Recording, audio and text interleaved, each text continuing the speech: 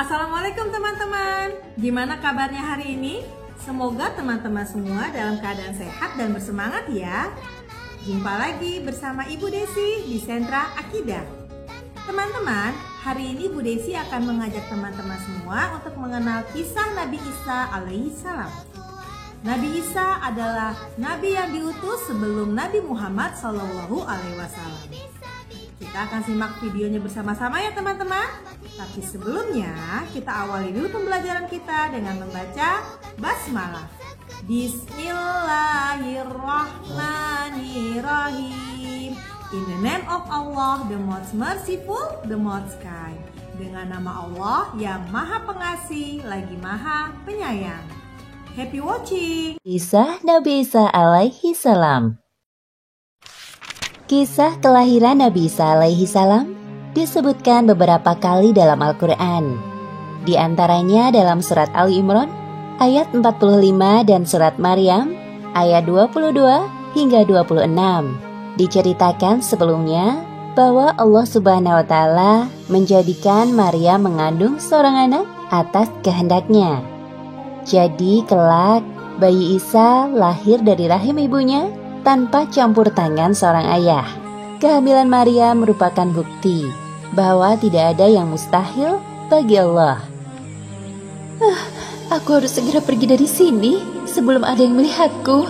Tapi, kemana aku harus pergi? Maryam berjalan ke arah timur.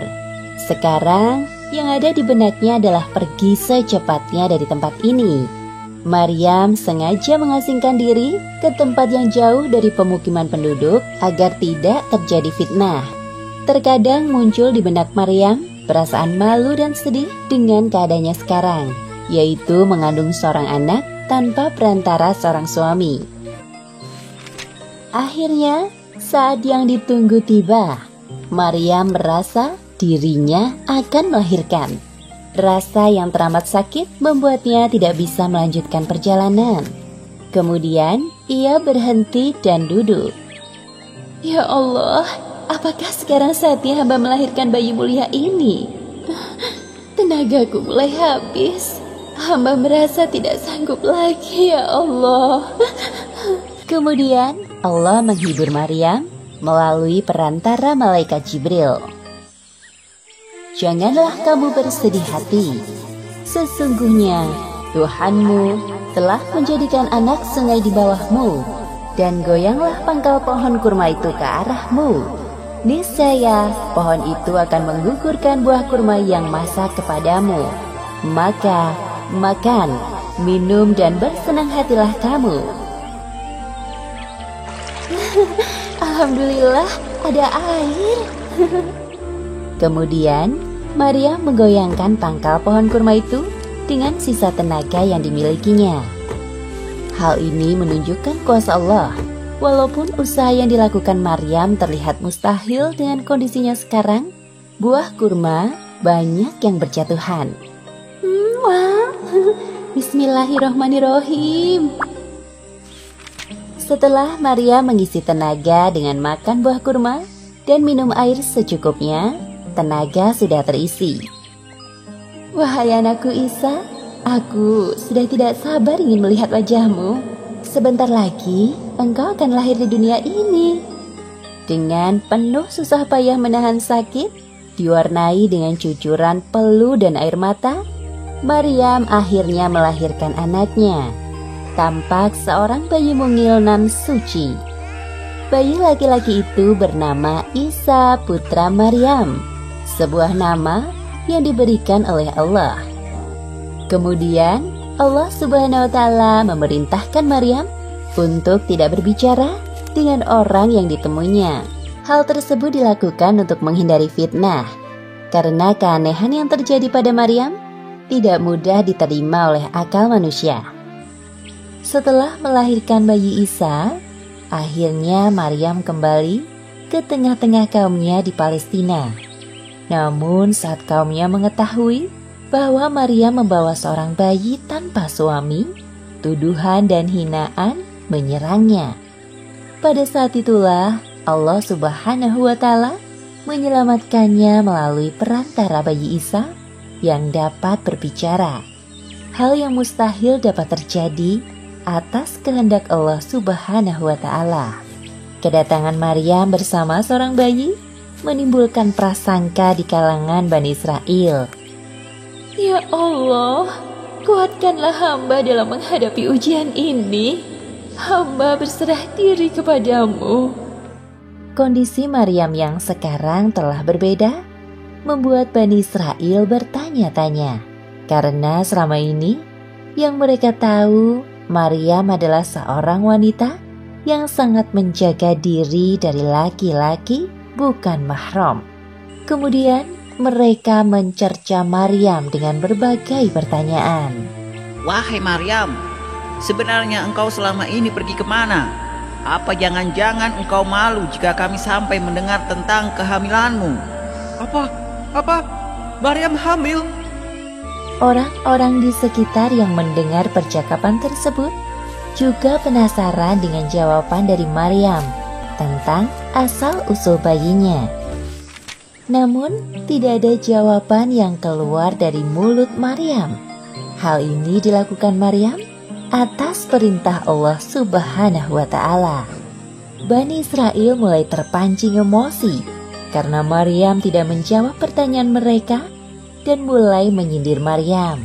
Wahai Maryam, sebenarnya siapa laki-laki yang telah membuatmu seperti ini? Bagaimana kami akan berbicara dengan anak kecil yang masih dalam ayunan? Pada saat inilah Allah Subhanahu wa Ta'ala menunjukkan kuasanya melalui bayi Isa yang dapat berbicara layaknya orang dewasa. Sesungguhnya aku ini hamba Allah. Hah, dengar, bayi itu bicara. Dia memberikanku Alkitab atau Injil, dan dia menjadikan aku seorang nabi. Subhanallah. Jadi, engkau adalah seorang nabi utusan Allah? Ya Allah, Maha Suci Allah. Kemudian bayi Isa juga menjelaskan tentang tugas kerasulannya kelak. Dia, Allah, menjadikan aku seorang yang diberkati di mana saja aku berada. Dan dia memerintahkan kepada aku mendirikan sholat dan menunaikan zakat selama aku hidup. Dan berbakti kepada ibuku. Dan dia tidak menjadikan aku seorang yang sombong lagi celaka. Orang-orang yang menyaksikan kejadian tersebut merasa kagum dengan mukjizat bayi Isa yang dapat berbicara. Wahai Maryam, maafkan kami telah menuduhmu berbuat zina.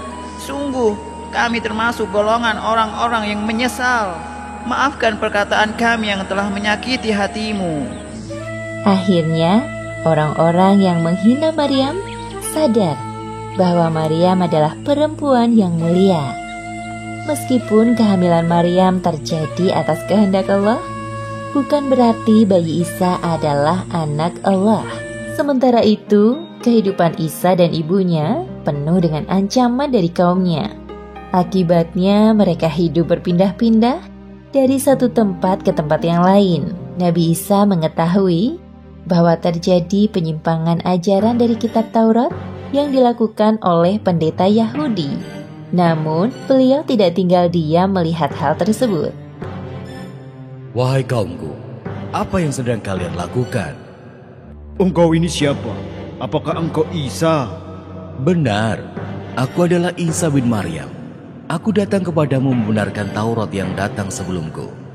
Aku juga datang membawa mukjizat dari Allah. Beberapa mukjizat Nabi Isa disebutkan dalam Al-Quran, surat Ali Imran ayat 49. Sesungguhnya, aku telah datang kepadamu dengan membawa suatu tanda atau mukjizat dari Tuhanmu, yaitu, aku membuat untuk kamu dari tanah sebagai bentuk burung, kemudian aku meniupnya. Maka ia menjadi seekor burung dengan izin Allah. Dan aku menyembuhkan orang yang buta sejak dari lahirnya, dan orang yang berpenyakit sopak. Dan aku menghidupkan orang mati dengan seizin Allah. Wahai kaumku, apakah tidak cukup sebuah bukti ini bagi kalian? Wahai Isa, semua itu adalah sihir yang engkau buat. Tidak semudah itu kami percaya kepadamu. Walaupun tampak jelas bukti kenabian Nabi Isa, melalui mukjizat yang diberikan Allah, hanya sebagian kecil dari kaumnya yang menerima dakwah beliau. Ya Allah, tambahkanlah keimanan pada diri kaumku. Berikanlah hamba kekuatan untuk lebih bersemangat dalam berdakwah kepada mereka. Allah Subhanahu wa Ta'ala menjawab doa Nabi Isa dengan memberikan para pengikut dan penolong setia yang dikenal dengan sebutan Hawariyun. Siapakah yang akan menjadi penolong-penolongku untuk menegakkan agama Allah? Kamilah penolong-penolong agama Allah. Kami beriman kepada Allah. Dan saksikanlah bahwa sesungguhnya kami adalah orang-orang yang menyerahkan diri. Hawariyun sangat setia mendampingi Nabi Isa dalam berdakwah. Nabi Isa juga mengirim beberapa di antara mereka untuk berdakwah ke pelosok negeri yang dibelenggu kesesatan. Bagaimana teman-teman? Teman-teman sudah menyimak videonya kan? Nah, untuk tugas hari ini adalah teman-teman menjawab pertanyaan yang Bu Desi berikan ya. Pertanyaannya mudah kok. Oke. Pertanyaan yang pertama adalah sebutkan nama ibu dari Nabi Isa alaihissalam. Tentu teman-teman sudah tahu kan nama ibunya? Sekarang pertanyaan yang kedua. Pertanyaan yang kedua adalah sebutkan nama mukjizat yang dimiliki oleh Nabi Isa alaihissalam. Dari video yang kita tonton tadi, banyak kan mukjizat yang dimiliki oleh Nabi Isa? Teman-teman boleh sebutkan melalui video ataupun voice note ya. Lalu dikirimkan ke Ibu Desi. Bu Desi tunggu dimulai dari jam 12 siang ini. Oke teman-teman, kita akhiri dulu pembelajaran hari ini dengan membaca hamdalah. Alhamdulillahirabbil alamin. Praise be to Allah, the Lord of the world. Segala puji bagi Allah, Tuhan semesta alam. Have a nice day everyone. Wassalamualaikum warahmatullahi wabarakatuh. See you.